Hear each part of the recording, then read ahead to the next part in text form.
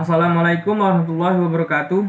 Perkenalkan, nama saya Ridho Kurniawan, NIM 1052000224, Prodi Ilmu Pemerintahan Lokal 3H. Tujuan saya membuat video adalah untuk menjawab tugas UAS pengantar ilmu hukum dari Bapak Z. Haryanto SHMH. Soal yang pertama, jelaskan definisi hukum, macam sumber hukum, dan contohnya. Uraikan dengan sangat jelas. Definisi hukum adalah peraturan yang berupa norma dan sanksi yang dibuat dengan tujuan untuk mengatur tingkah laku manusia, menjaga ketertiban, keadilan, mencegah terjadinya kekacauan.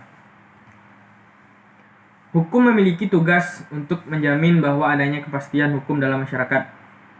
Sumber hukum adalah segala sesuatu yang dapat menimbulkan aturan yang bersifat memaksa, yaitu aturan-aturan yang apabila dilanggar mengakibatkan adanya sanksi yang tegas dan nyata.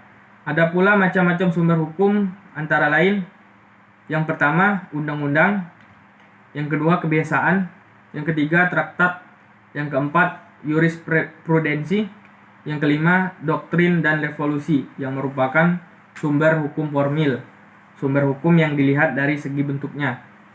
Sebaliknya, sumber hukum material merupakan sumber hukum yang dilihat dari segi isinya.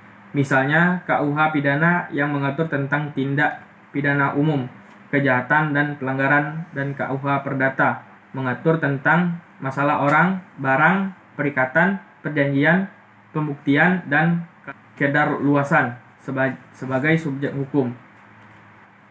Soal yang kedua, jelaskan tentang objek dan subjek hukum dan berikan contohnya. Uraikan dengan sangat jelas.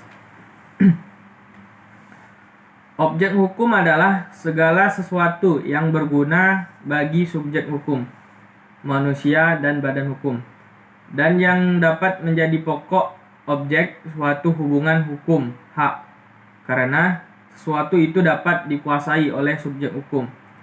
Umumnya, objek hukum inilah nantinya yang menjadi sumber hukum masalah hukum yang terjadi antar subjek hukum. Adapun contoh subjek hukum adalah manusia, orang. Seiring perkembangan zaman, selain manusia, badan hukum telah dianggap juga sebagai subjek hukum. Badan hukum adalah suatu badan atau perkumpulan yang dapat memiliki hak-hak dan melakukan perbuatan seperti menerima serta memiliki kekayaan sendiri dan dapat digugat dan menggugat di muka hukum. Badan hukum sendiri memiliki kekayaan yang terpisah dengan anggotanya, begitu pula dengan hak dan kewajiban. Sedangkan contoh, seseorang memiliki sebuah kebun, ia melakukan perjanjian jual beli kebun dengan seseorang. Dalam hal ini, kebun menjadi objek hukum dari perjanjian jual beli tersebut. Soal yang ketiga, jelaskan tentang hak dan kewajiban. Uraikan dengan memberikan contoh. Hak dan kewajiban merupakan dua istilah yang tak bisa terpisahkan. Hak dan kewajiban terkait satu sama lain. Perbedaan hak dan kewajiban dapat diibaratkan sebuah koin logam yang memiliki dua sisi. Melihatnya dari sudut pandang yang berbeda namun berada dalam satu kesatuan yang sama. Hak adalah segala sesuatu yang harus didapatkan oleh setiap orang, yang telah ada sejak lahir, bahkan sebelum lahir. Sementara kewajiban adalah suatu yang wajib dilaksanakan seseorang. Contoh hak warga negara. Setiap warga negara berhak menikah. Setiap warga negara berhak mendapatkan penghidupan yang layak. Setiap warga negara berhak memiliki kedudukan yang sama di mata hukum dan dapat mendapat perlindungan hukum. Dan kewajiban kita harus menaati hukum tersebut. Hak dan kewajiban merupakan dua istilah yang tak bisa terpisahkan. Hak dan kewajiban terkait satu sama lain. Soal yang keempat, jelaskan tentang peristiwa hukum, hubungan hukum, dan akibat hukum. Uraikan dengan memberikan contoh. Peristiwa hukum itu adalah sebuah peristiwa yang dapat menggerakkan hukum atau menimbulkan akibat hukum. Tidak semua peristiwa dapat dikatakan sebagai peristiwa hukum. Contoh peristiwa hukum: kelahiran, kematian, jual beli, dan sewa menyewa. Sedangkan yang dimaksud dengan hubungan hukum ialah hubungan antara dua atau lebih subjek hukum. Dalam hubungan hukum ini, hak dan kewajiban pihak yang satu berhadapan dengan hak dan kewajiban pihak yang lain. Tidak semua hubungan merupakan hubungan hukum, karena suatu hubungan hukum harus ada dasar hukum yang mengaturnya dan diikuti dengan adanya peristiwa hukum.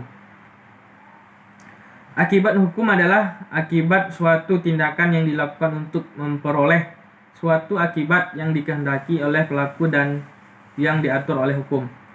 Tindakan yang dilakukannya merupakan tindakan hukum, yakni tindakan yang dilakukan guna memperoleh sesuatu akibat yang dikehendaki hukum.